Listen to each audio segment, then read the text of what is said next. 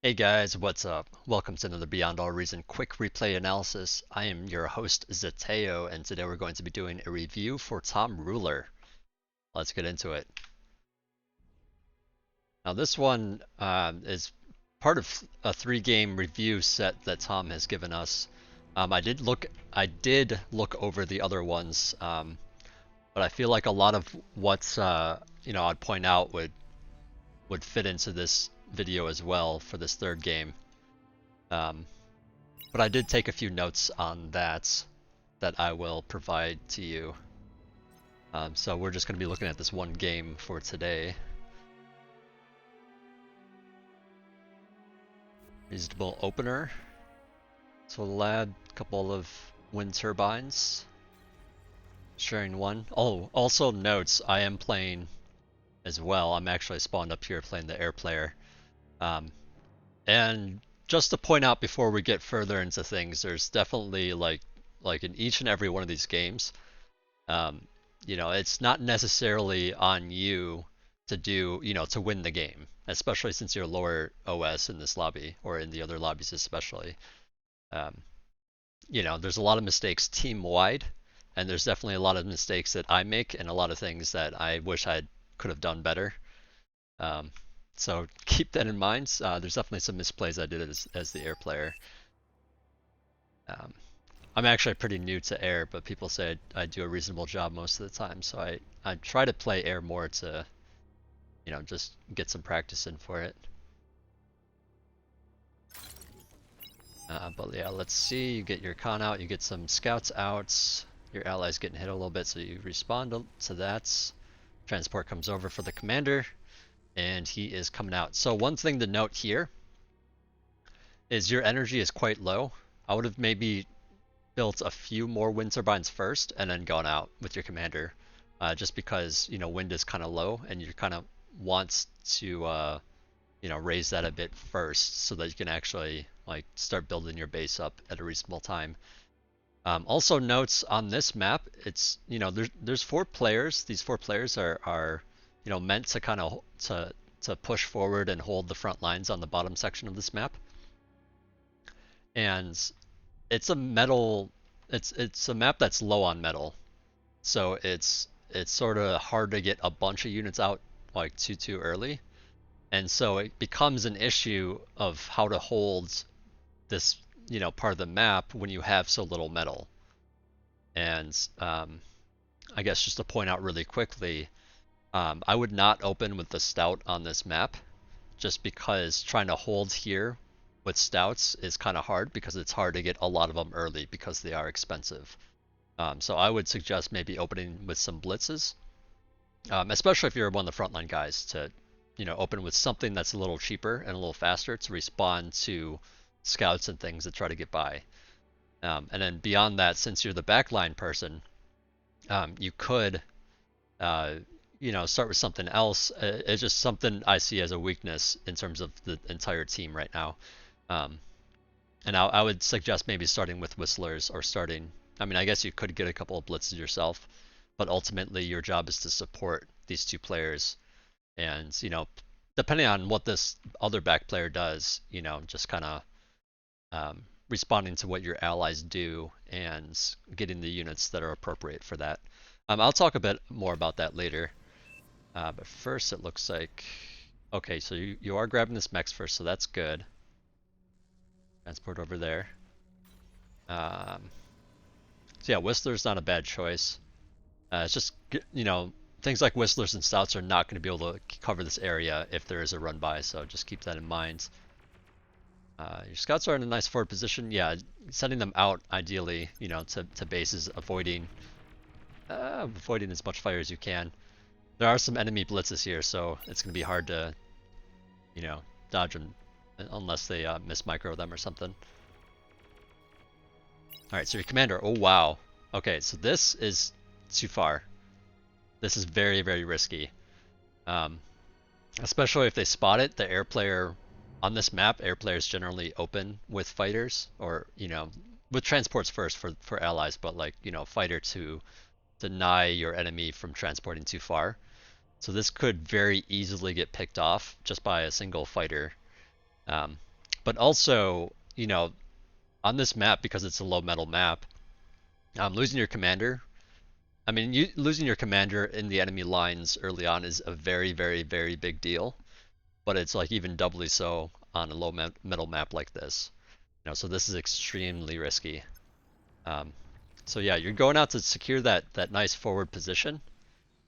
And your opponent, Contra here, has, you know, he has a transport of his own, is now surrounding you with pawns and his own commander.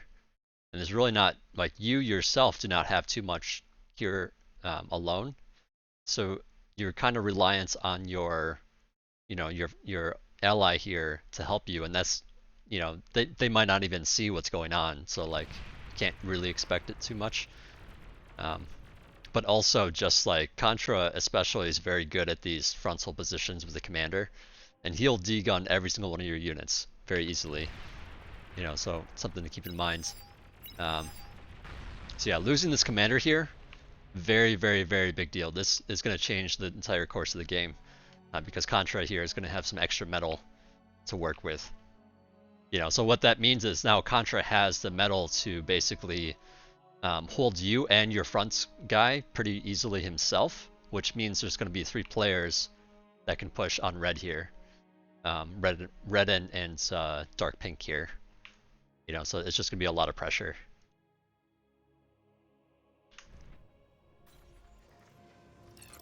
Oh yeah, these guys were idle because of the guns you were doing. But yeah, very unfortunate. That's a very big deal. It's gonna set this entire game off now.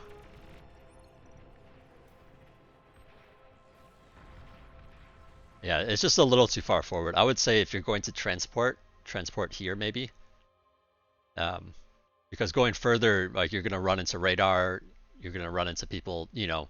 Basically when you go this far up, it's very easy for these players to come down, cut you off, and for these players back here to you know, hit you at the front. So you're surrounding yourself just by going there.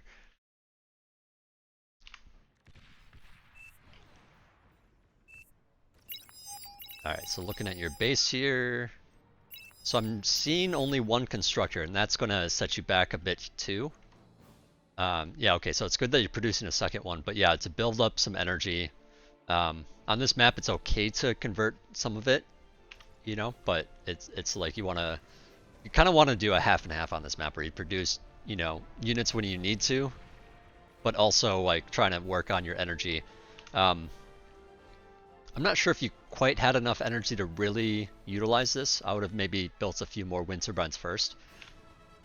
But yeah, I think you have the general idea of what to do. It's just a matter of like figuring out how to do it exactly. You know, that's going to suit the situation. So here, let's see.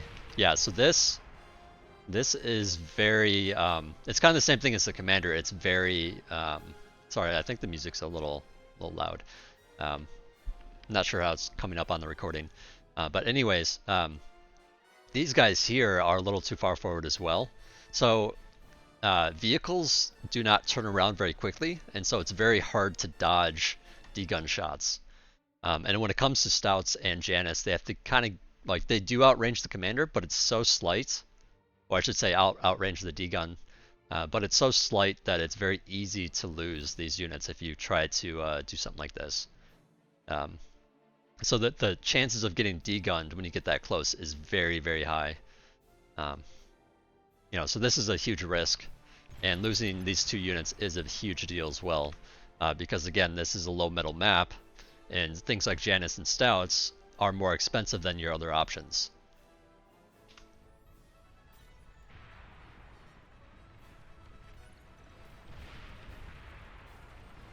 Contra is a very, I guess I should say, like, gifted player, especially when it comes to like 1v1s. He's very well versed, and so to him this is like a walk in the park.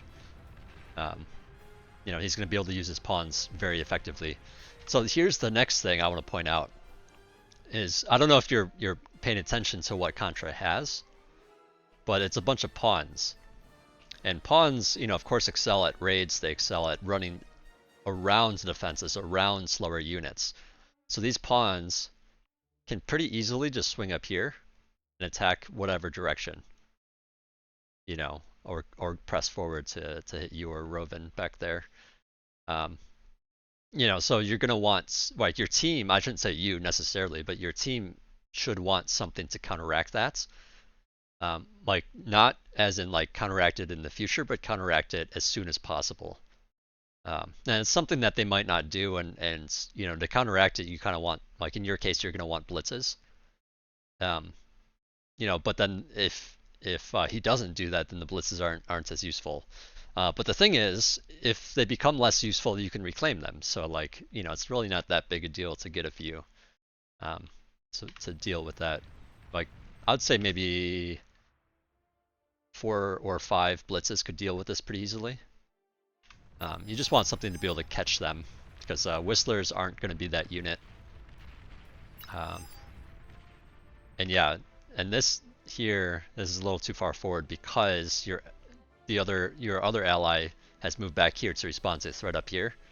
So you're basically, you know, alone here with these 2 medium tanks. And so these 2 medium tanks and this 1 Whistler can die to these units very easily.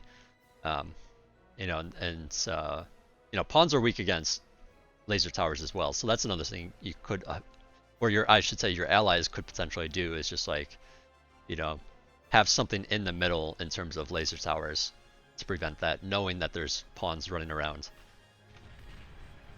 But yeah, it looks like you're a little too far forward with this. So a little bit of a miss micro. But of course, you know, it's kind of hard when you're also trying to do stuff at your base and, you know, coming back to other things. I'll give you some tools for that towards the ends of the video here. I think I wrote some notes on it. But yeah, unfortunately, these pawns are going to catch up to and take out all these Whistlers. Your Whistlers come in here, they're getting a little too close again.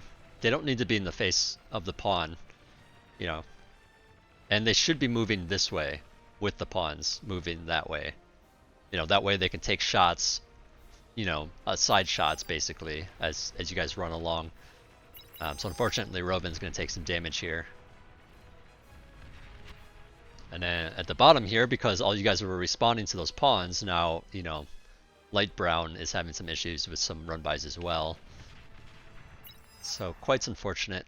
And it's unfortunate that Rovin has all these wind turbines together. Now, wind turbines, when they're stacked like this, they do chain, but only if they're like damaged. Like see how this one's damaged and this one's damaged and that one's damaged? Well, if one of these middle ones died, you know, it would chain explode the one next to it, which would chain explode a lot more of them around them, because that's 2 wind turbines exploding at once. They just don't chain nearly as easily as if it was in a block of like, you know, at least 3 wide. So Rovin has taken some damage because of that. You're doing some nice spacing on your wind turbines, by the way. Good to space them. Now having 2 spaces in between like this, like the ones down here, is a bit much because you just don't have that much room to build with. So yeah, just keep that in mind.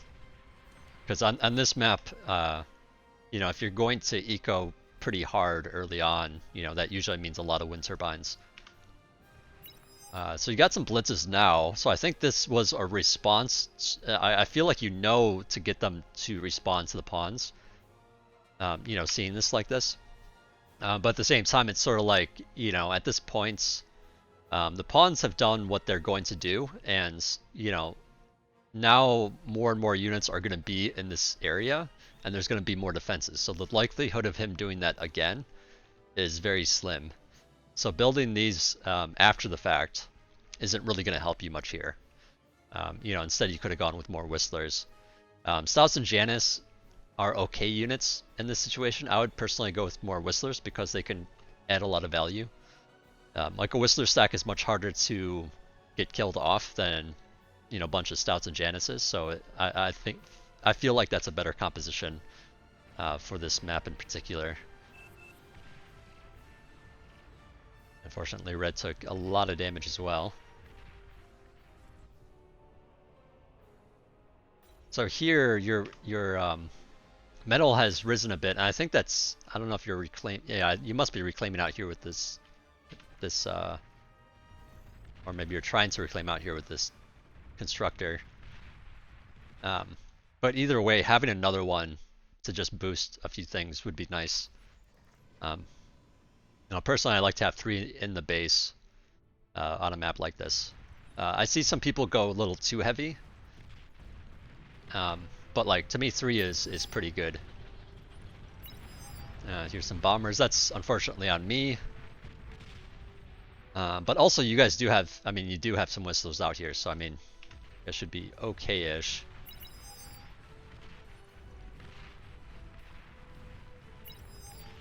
Yeah, getting a little too close with your whistlers there. Nice Janus shots though. Oh man, this is hard for it's yeah, it's a little hard for me, I guess, being someone that has to point this out to a lot of people. But try to keep your artillery behind your things like stouts. There's no reason for them to be on the front line because they're just gonna take damage and they die very quickly. Oh man, that's unfortunate that all these units were clumped up here and bombed. So that's a big loss here. I think a bunch of those were yours as well.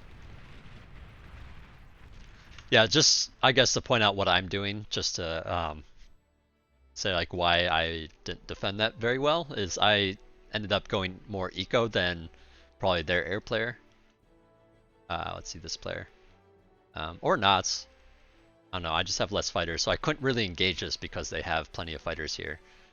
And me doing so would just mean taking some losses. Which means basically taking, not having enough fighters later on potentially. Yeah, I guess our eco is about the same.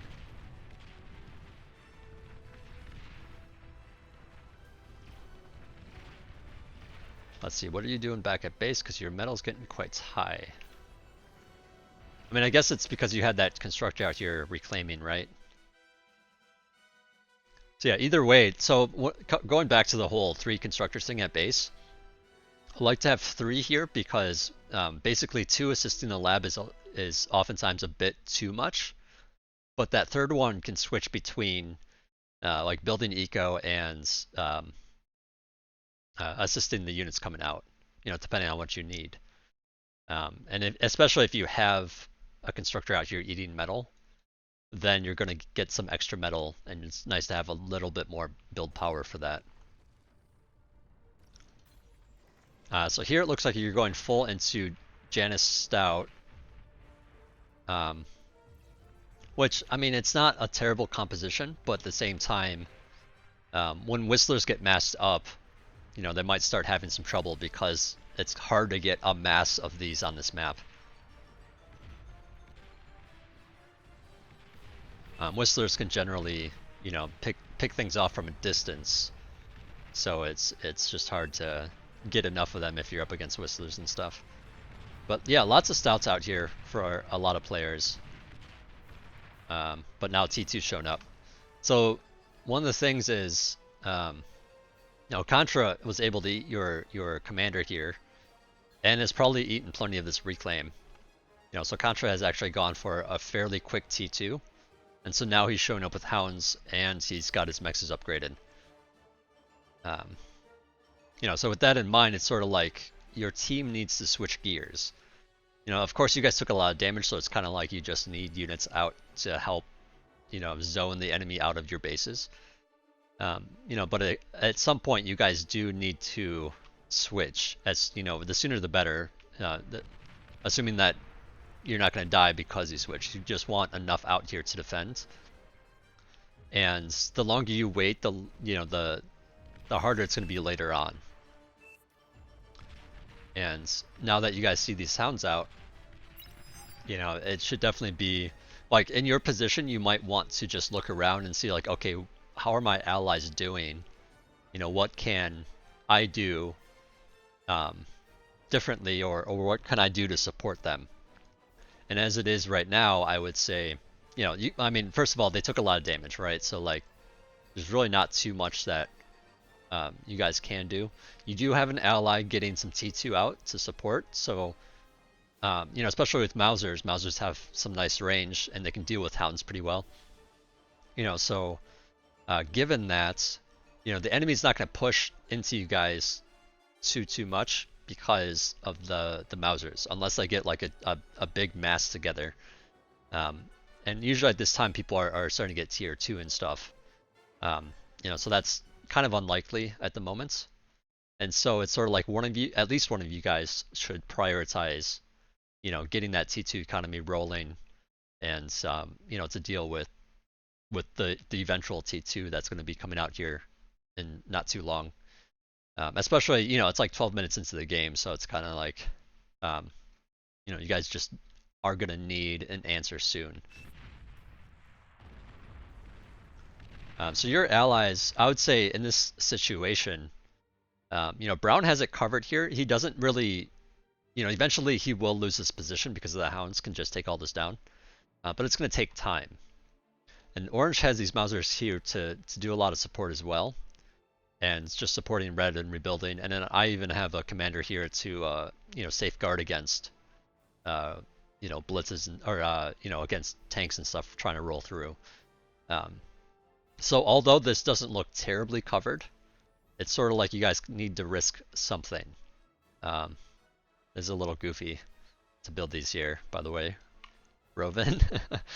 It's just if you put a lot of eco there and it gets killed off, you know, it's not great.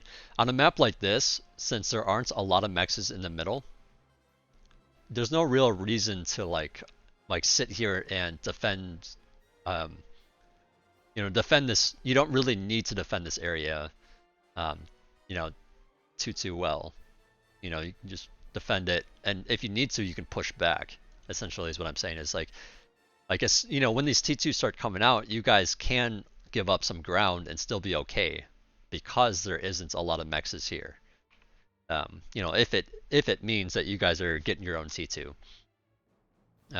So with Roven building here, it's kind of like, if you guys do get pushed, you know, it kind of puts more value into you guys keeping this location. And if you guys are trying to tech or eco up or whatever, it's going to be harder to do that. You're going to get pushed back. That's just like the natural way of things, right? Because they'll just have more units, whether it be T1 or T2. And yeah, so this is just basically not a great idea to put that there. But yeah, going back to what I was saying is, you know, looking around, it's like your allies, you know, they're trying to rebuild. Roven here has you know, console to build some spiders and stuff with. Your guy up here, you know, Mizzle doesn't have, you know, they're just trying to build up their T1 for now, you know, and they have plenty to up here, and Orange has plenty to support. So you're actually okay to buy a T2. I wouldn't tech up, like I wouldn't build the lab at this point. You know, you can just buy a T2 constructor. So upgrade your mexes, but like, yeah, just getting your economy rolling for T2 would be a big deal, or would help a lot here.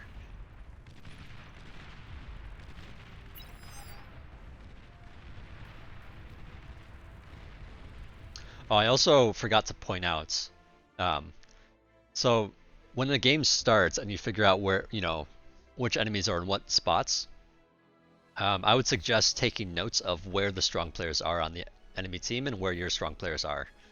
So your stronger players are yellow and red. Well, I should say red actually spawned here. You know, so you got one in the front and one in the back, and you got like a pretty strong player, you know, in the back here.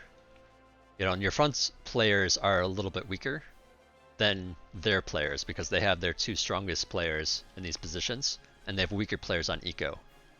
So essentially what that means is, you know, their team should be considering that and, you know, making more like stronger plays earlier, because there's a bigger chance that these players in the back aren't going to be as quick with the eco, or, you know what to do exactly in every situation. So you know, essentially that means is you guys are probably going to lose ground early on, and hopefully get it back once, you know, the back players are able to do more. So that's something just keep in mind with how aggressive you are on the fronts, because with the blue player here that you're fighting against, there's a higher chance that they'll make really good decisions and punish mistakes that you make. So things like the comm drop and the medium tank and Janus thing where you just kind of lost those units. Those mistakes are going to be punished a lot more. So just keep that in mind when you're making those kinds of decisions. I meant to point that out much earlier on, but I was just looking at my notes really quickly. Oh, the other thing I wanted to note about that situation with the comm drop here is it's not as important to have those mexes on this map. I mean, it's good to have the mexes, like it's kind of a big higher percentage of the the eco to have those mexes, but it's not as important as getting your basic base functionality online.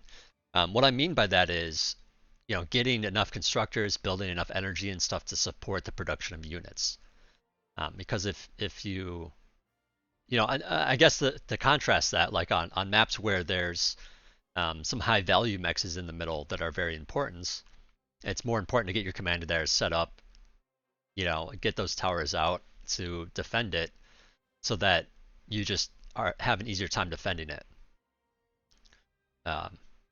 So by pushing out early, you're basically saying, I want to claim this spot, but you're not as set up for later. Whereas someone that pushes out slowly, like Contra pushed out a little bit slower, got a much better number of wind turbines and economy going here to produce more units to put, and then with those extra units, they can more than likely push you out of this frontal position. Especially again, because people can come from all these different angles, to attack that spot. So it's, it's just very easy to lose that frontal spot on this map. And you're not really gaining that much by doing it, is what I guess I'm getting at here. Alright, so I'll be curious to see when you grab T2, or when you're given T2, I suppose. By the way, it's very common for people to not give T2 unless you buy it. And so it's kind of up to you, especially in these like higher level lobbies. It's common for people to not give you T2 unless you buy it, because they need that money to build up. Especially when it comes to higher OS players, they'll be a little bit more wary of giving T2 out, especially to players that are lower OS. Mainly because they're afraid that they're not going to utilize it properly, or they're going to build up their mexes and economy too quickly and not have enough units to support. Like they won't, they aren't. Or how do I say this? Like they're less trusted with making the correct decision because they have a lower OS. So it's gonna, it's like especially true in those situations. Let's bring another con out. Okay, so you got your guy. You're upgrading your mexes. You actually have a lot of metal. I think you. It looks like you stopped production on your lab to get that metal. Which is okay. I mean, I feel like you did it too early though. Oh no, I'm sorry. I was clicked on the wrong person. It looks like your metal's fine now, at least. Oh no, you shared it to Ito. That's why. Okay, my apologies. I missed that. I thought I was going crazy for a minute. But yeah, it's sort of like you just want build power and stuff to support this guy right now, and eat your lab and stuff like that to get that metal to upgrade these faster. Yeah, there you go. So I would say here, instead of building these extra constructors, I would go for some construction turrets.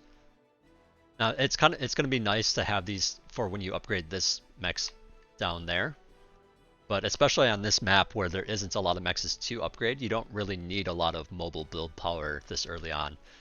I'd rather you get the construction turrets, and then as you need that mobile build power later on, you know, getting things like butlers or consoles or something to assist the T1 or the T2 guy, or even just using your transport to transport the construction turrets around, because you can transport them with T1.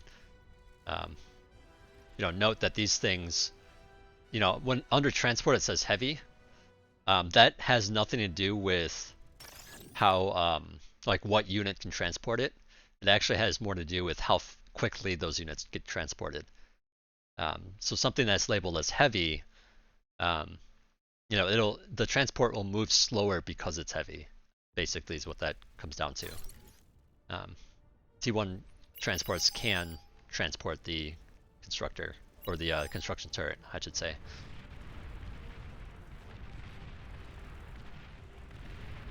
That, or it's just a bug. I don't really know.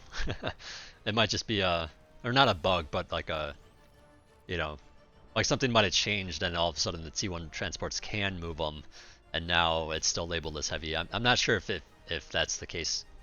Whoops. So yeah, you're upgrading. Orange is holding the line for now. Doing a reasonable job at that. And you start with your lab. So here, your energy is a little bit low for a T2 lab. And that kind of has to do with just having one, you know, not having that third constructor earlier on to help build some of the eco. So now it's sort of like you're scrambling to build that eco.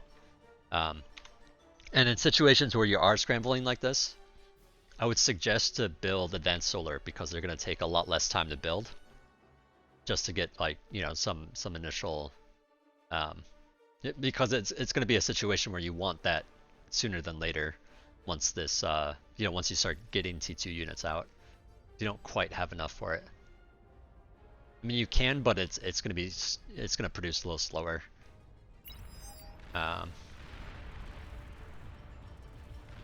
And then at this point, well, I guess you're still, I mean, it's still Whistlers here. So I guess looking at this, I'm looking at the fact that there's Hounds, and the fact that these are Whistlers. And Janices are not really going to help you in this situation. So I feel like these could actually just start to be reclaimed to get some of that metal back to put into other stuff. Now again, your metal's actually really high. Partly because you're building all this stuff out here now and don't have the build power for it quite yet, but yeah, so you put down that lab to start spending that, and now just even with the lab and this other stuff being built, you don't quite have the energy, so you're slowly draining. But then yeah, once you start producing actual units out of here, you're not gonna quite have enough. And note that wind is actually really at the highest it can be right now. So that, you know, if it starts going down with just the lab itself, that's a good indicator of you're going to need more before you can effectively produce the T2 stuff. Well, I guess your Janices are pushing up here against these medium tanks, and you get a commander kill basically here with the Janices, so I suppose they were at least somewhat useful here. This bottom section is going to start getting hairy. So as soon as you guys start rotating and pushing up here, that should signal to the player at the bottom to attack this location, because it's going to be weaker with all of you guys up here instead. And I think that's probably what Blue's doing with these units here. There's probably a jammer here for some of those units, but just something to be aware of, that, you know, if you guys all start pushing up here, there's a good chance that, especially when it's the blue player, you know, that they're going to be pushing this way.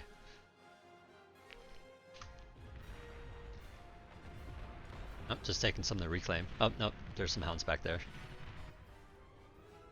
Alright, so you're starting with Bulls. I don't know if you're noticing the sound. I don't know if you even play with sound. But there is some sniper gunshot noises. You see the Hound volley here. I don't know if you can tell that they're Hounds, but yeah, so you hear the snipers, you hear the Hounds.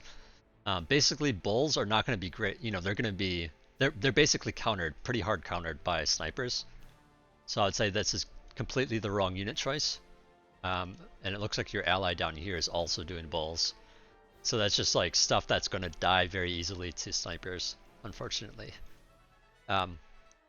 Here in this situation, since you're basically up against hounds and snipers, and it's fairly early on, you know, with T2. So like, I mean, it's not really in terms of time, but in terms of where you're at, it's early on. You can't really support like a heavy production out of your T2 lab and you know, things that are going to be good against snipers. Because the things that are good against snipers, you know, would be, you know, T1 spam. And so I would actually just say, you know, especially since your ally's doing bulls, to actually sell this T2 lab and just get like a couple of T1 labs and a bunch of construction turrets and just pump out I mean, I guess with constructors, I mean, you should probably do it with bots, but you could potentially do it with scouts and blitzes as well. Blitzes are a little bit more expensive than pawns, for example. You know, that's why you don't usually do it with blitzes. But yeah, the idea is to have mass, so that the snipers waste their shots on that mass, and then you can just like run in there and do some damage. Now, also notes, you know, again, I was saying that you're up against hounds as well. Hounds in smaller counts don't do well against spam, assuming that you're running in there with a mass. I mean, obviously, if you're running there one at a time, they can deal with it okay, especially if they're on the Gauss cannon. But the idea is, if you run in there with a bunch of pawns, you can just quickly overwhelm those slow-moving snipers and kill them off, which would be a pretty reasonable play given the situation. You know, again, orange and pink have these like heavier units that are going to be weaker against snipers. Actually, Mausers do okay with their range, but yeah. Yeah, Contra's getting a lot of value with those snipers. Alright, so Roven here moving out with some Jaguars. Just losing the Jaguars, unfortunately. Here I come in with a bombing run. I don't know why I didn't bomb there. I think I was busy at my base, and that's something that I screw up all the time, where I send something in, I think I'm going to be able to do something at my base really quickly, and then go back to my, you know, the units to micro. And I just take so long to do the thing that I think I'm going to do at my base, that all of a sudden I miss what I'm, you know, I just lose those units for nothing. You know, so that's something I'm trying to work on personally. So I get some bombing in there. Unfortunately, I forgot to mix a scout in, so I end up not even seeing this, but apparently there's a fusion here. And I just didn't see it because air units generally don't have great vision, unless it's a scout. So I just completely missed the fact and just bombed this T2 lab. So that's on me. That's one of the biggest mistakes that I made this game. I thought Contra was like dead here, essentially. You know, no energy production whatsoever. Little did I know he had a fusion. And now he's got anti-air. I did do some damage back here, so there's that. But yeah, not enough. Anyways, back to you. Enough pointing out my own flaws. So you got an anti-nuke coming up. Ideally, this would be handled by the player here, because ideally the anti-nuke should be placed like out here or something like that. Let me just check. Yeah, somewhere like this, because it'll just you know, be able to you know, essentially it's just gonna hit more locations. Like it's gonna defend red a little bit more. It's gonna defend Roven a little bit more. Or maybe like this, so that there isn't some like random corner where you're weak to it. But yeah, just trying to put your anti-nuke where it can assist or be an anti-nuke for more players or more things is ideal. Unfortunately, this is another mistake I made, but yeah, unfortunately I spent all my fighters and bombers, bombing down here, not knowing that there was gunships and stuff. So this whole push up here gets denied by the gunships, and that's on me. Enough about my mistakes, though. Looking back at you. Yeah, you're still doing bulls, which, yeah, not great here.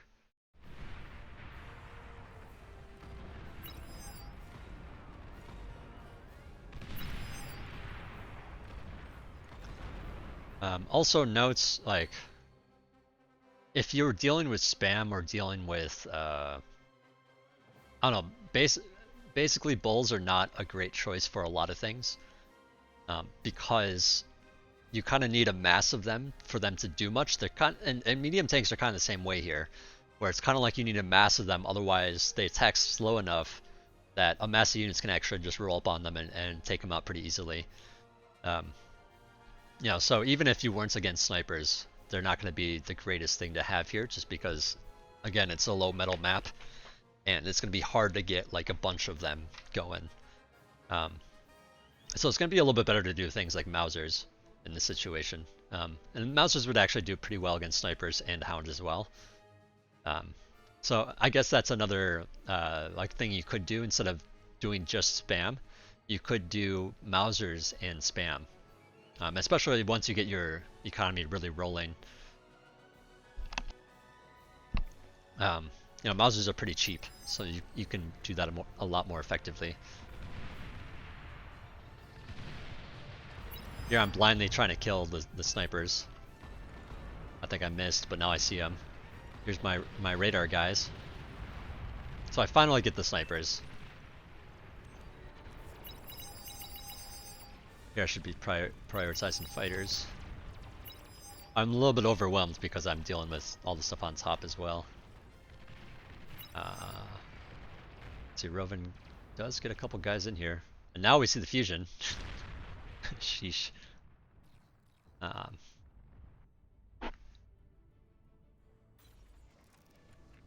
Yeah, I'd say the flak is nice to have, but unless you have a mass, it's not as important.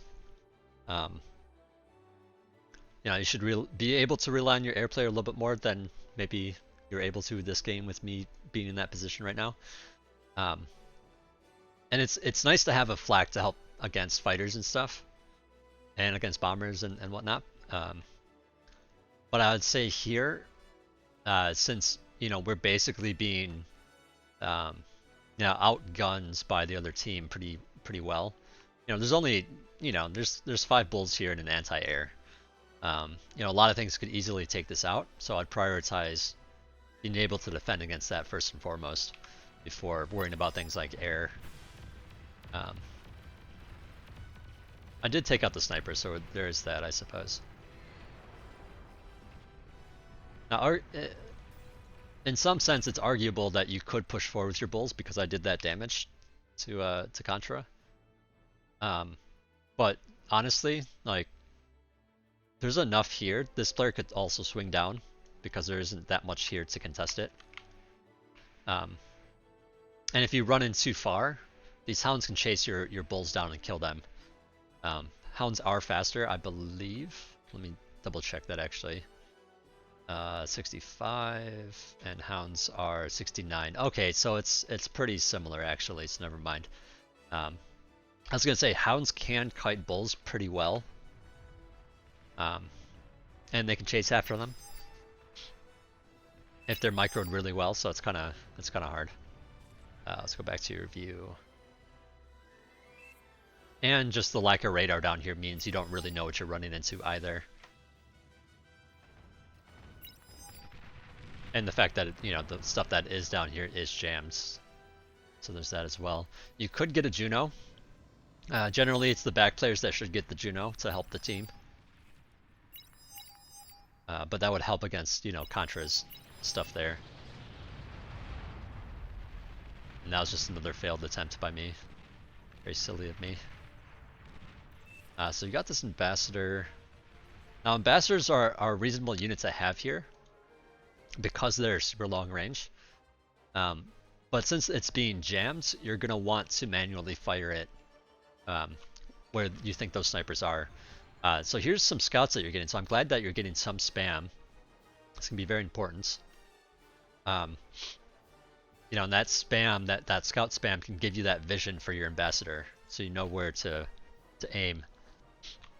But I would still use manual fire because you want to try to anticipate where the snipers are gonna be instead of aiming at where they're at, because then they're just gonna miss a lot. So it's, something to keep in mind.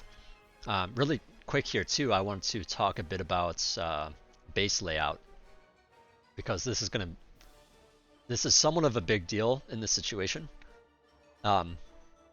So you have your build power, this immobile build power that's sitting here, which is, it's an okay spot for it, but you're also building a fusion back here where you can't utilize that build power. So your metal's gotten quite high. And I guess it's sort of like you can produce units and slow build the fusion. But I feel like in a lot of cases, excuse me, I had a tickle in my throat. In a lot of cases, you should actually build this fusion by your build power. So just in terms of base layout, when you start building in a cramped spot like this, you want your construction turrets to be close to your a big cluster of mexes, where basically you want them to be able to hit as many of these mexes as possible, so that when you upgrade them, you can upgrade those mexes faster. Same thing with the fusion. Once you put down a fusion, you want to be able to build it ASAP. So I'd put this fusion over here. Even if it costs a little bit of travel time, you're saving a lot of time because it's over there. And I'm not sure if you put this here because this area is blocked now by all this stuff, by all your wind turbines. But yeah, I would suggest, as you build your base, to try to have, of course your mechs are here, you can't really change that, right? So that's your starting spot. You should put your lab down here, somewhere. But then you should put your build power, basically in this area. And then you can put like a fusion down here or something like that. So essentially, your build power can hit the mexes, they can hit the fusion, and they can hit the factory. So then you can consciously make the decision, like right now I feel comfortable, with the fronts, and I don't feel like pushing, so let's build a fusion. Let's put all of our build power and all of our money into that fusion. And with all your build power there, you can produce that fusion much quicker. And then you can even do things like reclaim the lab and stuff to get that money to build it with. Or if you get pressured and you are like halfway in the middle of building a fusion, if you have a lab still, and it's all near your build power, then you can quickly and easily divert the build power to the lab and crank those units out. Just that way you can kind of do one or the other much more quickly, instead of slow building it in a situation where you might want it quicker. And in this situation, I would say, regardless of if you want it faster or slower, you have the metal for it. You reclaimed your lab to get that metal, and you're in a way slow building it because it's away from that build power. So it's going to take a little while to do that. And you're only producing scouts right now, so it's not like it's terribly metal hungry either.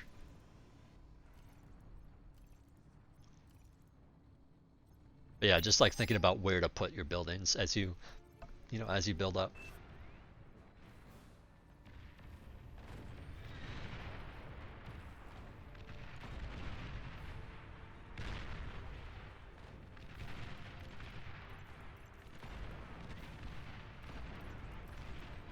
Yeah, it's getting a little dicey down here. This Contra has built up quite a bit now, once again. And yeah, it's sort of like this isn't really enough. Now the scouts will help a lot, but it's just not going to be quite enough here. I'm gathering some more bombers for another run, it looks like. Unfortunately for me, Contra has mixed in a lot of anti-air at this point. So not my best, not the best thing for me to do in this situation. I should have felt that out and just said, no, I'm going to go bomb somewhere else. Alright, so now that that's done, you're getting your fusion. You're getting your converters. You're getting your scouts. Oh, yikes. Now the bulls can help a lot against these jaguars. Um, but unfortunately, the snipers are taking out some here and there, and yeah, it's just the jaguars, there's just so many of them compared to how many bulls you have. That's not quite enough here.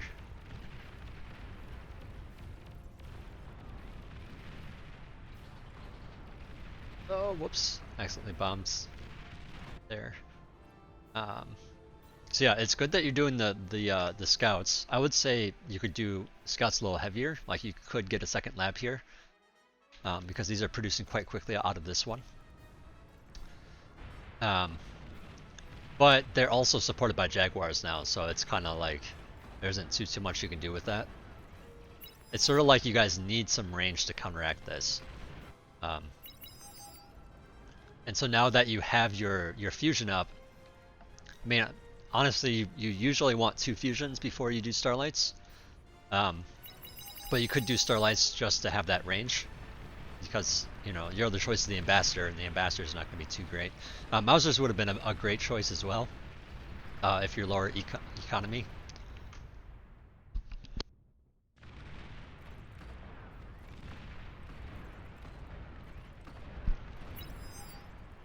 But yeah, at this point there's just too much here. It's going to be hard to build up enough to actually do anything about it. And this really all goes back to the opening and losing the commander, because that propelled Contra forward with his economy and building up the T2 units and stuff. And you guys were trying to play catch up the entire time.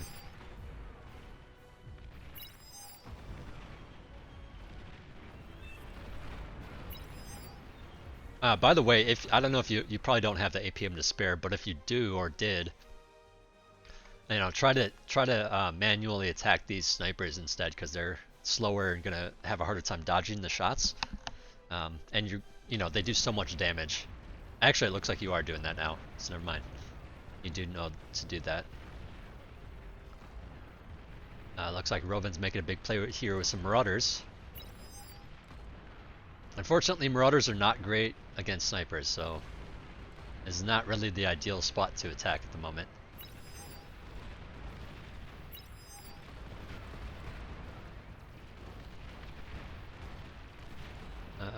Just get the build power. And get the lab. I mean, the build power is a bigger deal to take out, more than most situations. They take out the build power, and then, like, even if they have a lab or they have a constructor, like, it's gonna, take a while to build that back up. Which is why it's good to kind of space out your build power a little bit too. So, like, going back to that base design, like, yeah, having like some build power either there or here, or even just like out here, as your initial build power, and then as you get into more of this stage of the game, when you need a bit more build power, you can put some more like back here or up here, or just like somewhere else, to hit as many important things as possible, but also a little bit spread out from your initial one, so that if something does get attacked, it can you don't necessarily lose all of them, or it's harder to lose all of them in that situation. But yeah, going back to what I was saying originally with 8v8s are a team game. It's not just on you. Especially when you're one of the lower OS players, it's really up to like the the top 4 players in a lot of situations, depending on how high or how big of a difference the OS is. But yeah, it's like the top has lost everything out here. We lost here as well, so I mean, there's only so much that one person can do. But yeah, being a better, like a higher OS player oftentimes means trying to do the things that are necessary in that situation. Whether it be like, like you could have a very, I'm just saying that this is a general thing too. I'm not, necessarily talking about you in this particular game. But just to point out, one of the biggest difference between high OS players and lower OS players, or even the difference between really high OS players and other high OS players is oftentimes being able to read the situation and see exactly what needs to be done. You know, and what that sometimes means is even though you have the potential to push here, like say in Contra's situation, there could be a big attack coming this way, and being able to respond to that and pivots up to help that. Or maybe Contra has like the units that can push this location, but then this player down here counteracts those units. You know, so then instead they can just Contra can go up here instead of pushing those units. Um, you know, it's kind of a very vague thing to say because that kind of means a lot of different things in a lot of different situations. But you know, just as an example. Um,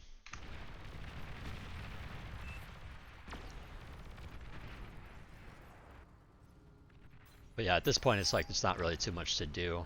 You're getting these, whoops, you're getting these ambassadors out. Again, Mausers would do really well here.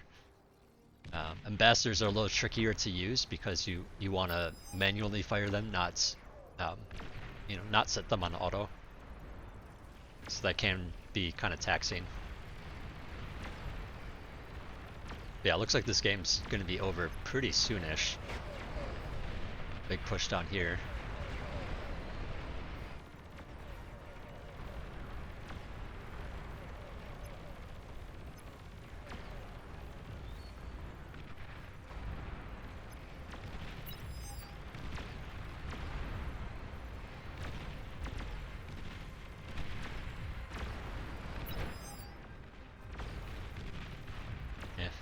Sorry, I keep looking at myself and keep talking about my plagues. I know I make so many mistakes this game.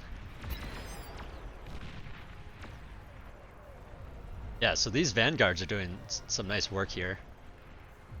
That's definitely the thing. Like, Broven has the correct units here for sure.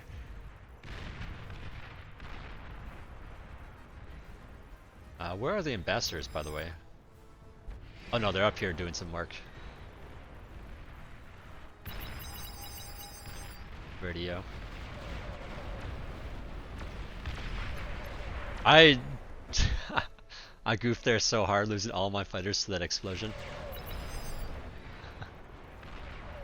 Now it's like for sure over.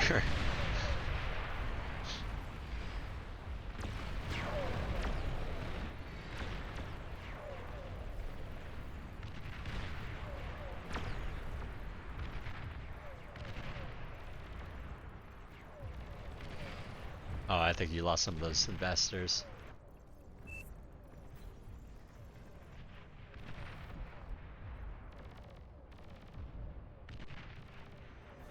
Another thing that you could do potentially here.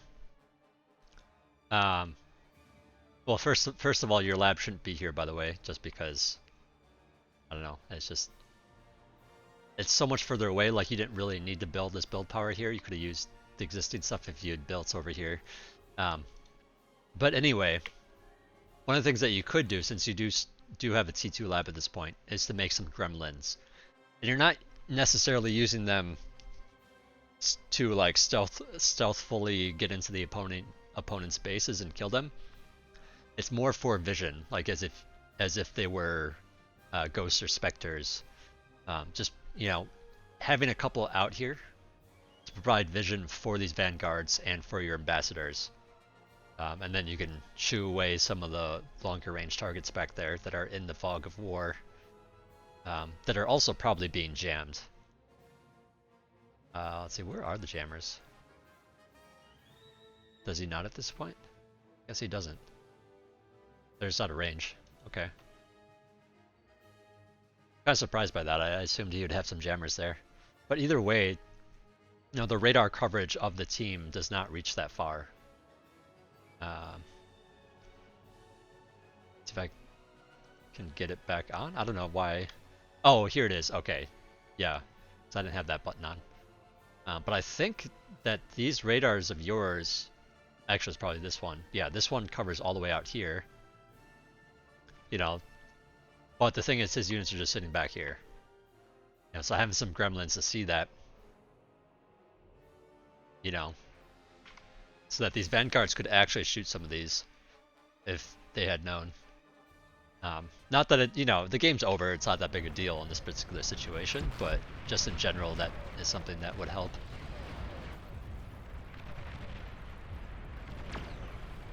So let's go back to that view.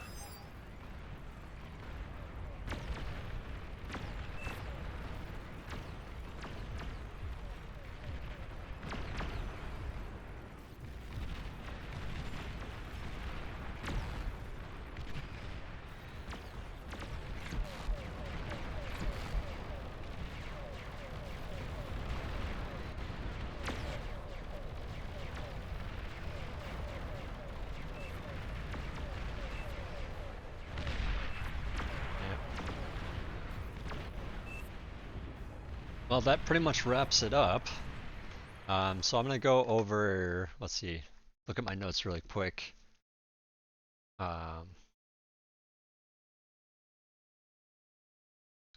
the base layout stuff, the build stuff.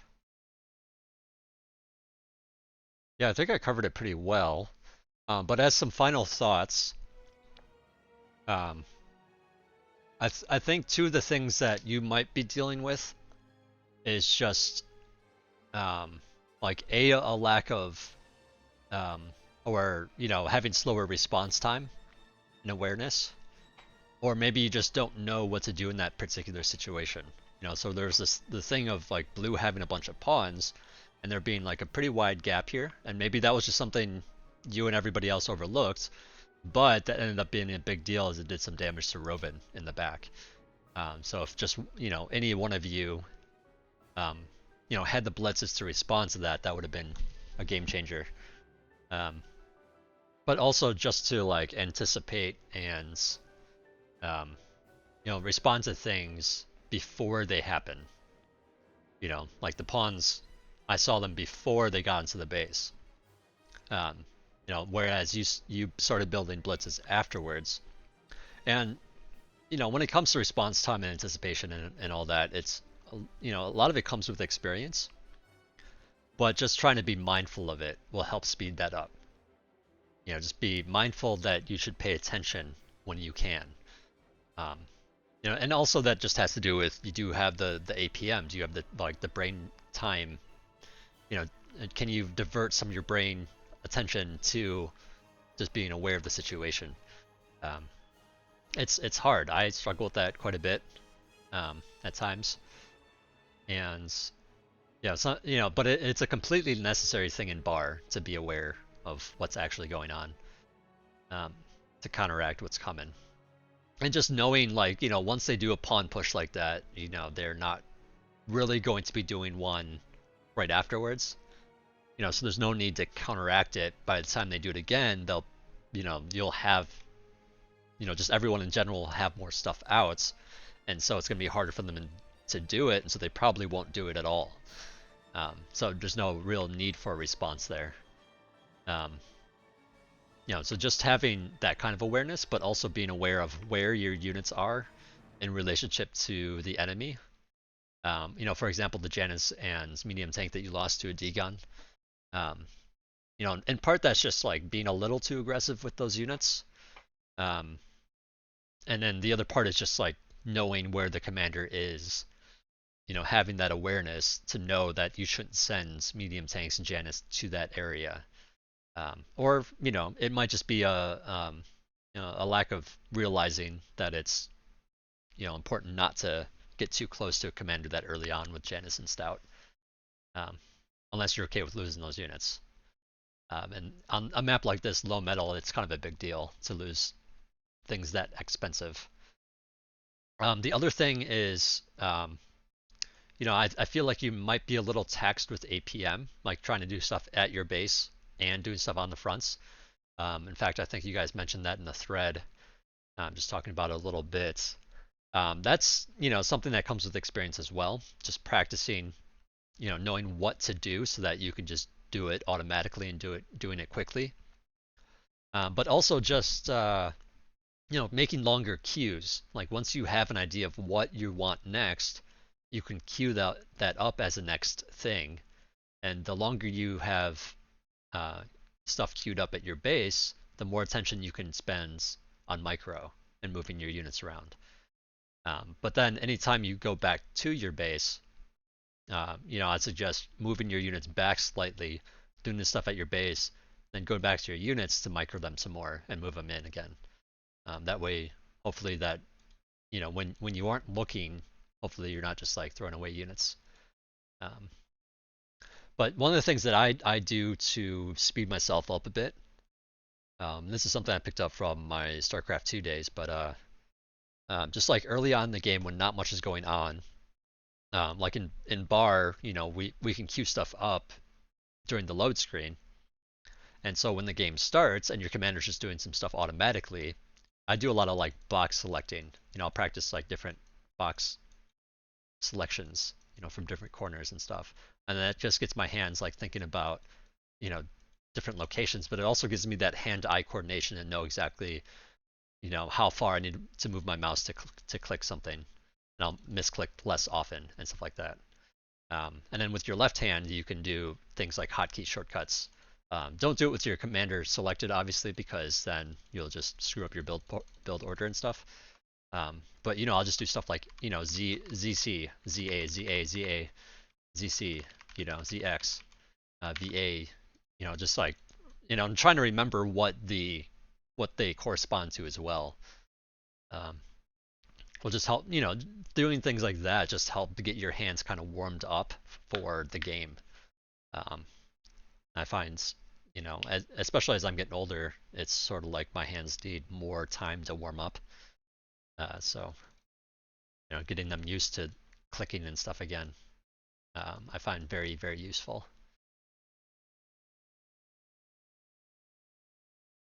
Yeah. But yeah, I think that pretty much covers it. I hope you learned something from this video. It's definitely fairly in depth. I tried to make this a little quicker, but that's it's kind of hard because I try to explain things in detail so that whoever's listening knows exactly what I'm talking about, so that they fully understand what I'm getting after. Um, but yeah, I hope you liked the video, and if you have any questions or anything, let me know. I'll definitely respond to them, either it be on YouTube or in Discord or whatever. Just let me know. So yeah, thanks for watching, guys. See you guys next time.